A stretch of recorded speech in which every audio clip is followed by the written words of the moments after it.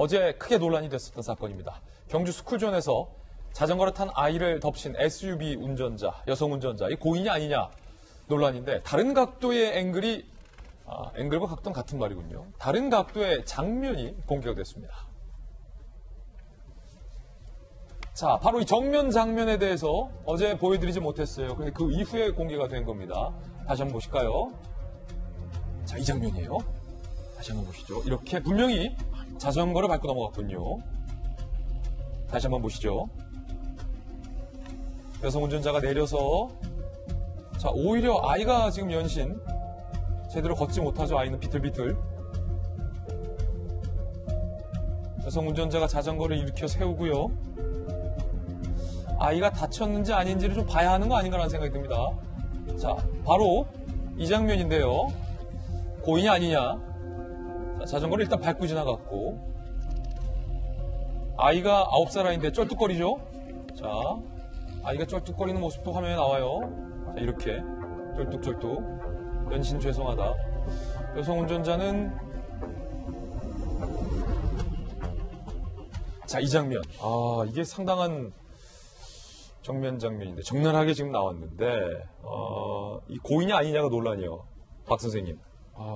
글쎄요. 오늘 이제 새로 저희가 확보한 저 영상만 보면 좀 충격적이네요. 어제 본 화면은 조금 달랐고, 보면서, 저희도 뭐 차 운전합니다만은, 영어 써서 죄송한데, 앞부분 본네트라고 하나요? 맞아요. 본네트가 보이기 때문에, 운전석에서 보는 시각이 이렇게 잘려서, 예. 자전거가 저만큼 앞에 몇 미터 떨어져도 바로 차하고 붙어 있는 것처럼 느껴지는 거거든요, 운전자는.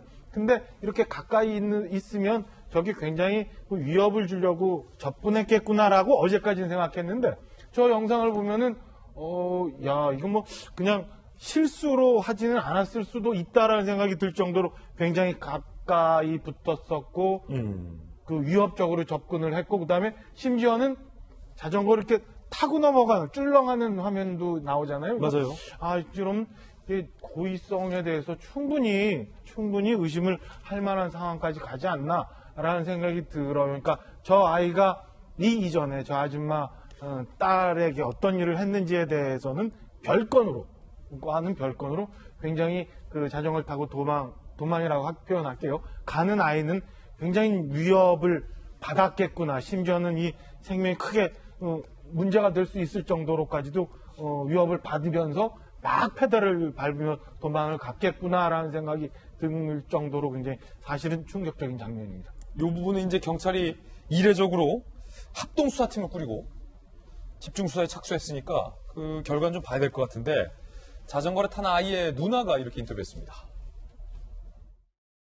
아줌마가 쫓아오는데 인도로 돌진해서 올 것 같았다고 그런 느낌을 받았다고. 차라리 저 현장에 부모님을 불러가지고 엄마들끼리 얘기를 하던지 코를 내면 되잖아요. 제가 뭐 코를 내고 꼴밤을 때렸다고 해서 왜 우리를 때렸습니까? 그럼 저도 차를 치겠어요, 제가. 저로 차도 치겠냐? 저도 차로 치겠어요 라고 말하는데 정익진 변호사님. 네네. 정 변호사께 볼 때는 어때요? 이 영상. 이런 표현하기 그렇지만 세상이 거꾸로 된 건가? 라는 생각이 들어요. 아니, 가해자가 90도로 어른을 쳐도 그런데 애를 쳐가지고 또 애 다리를 밟았잖아요. 불구가 될 수도 있는 상황이란 말이에요.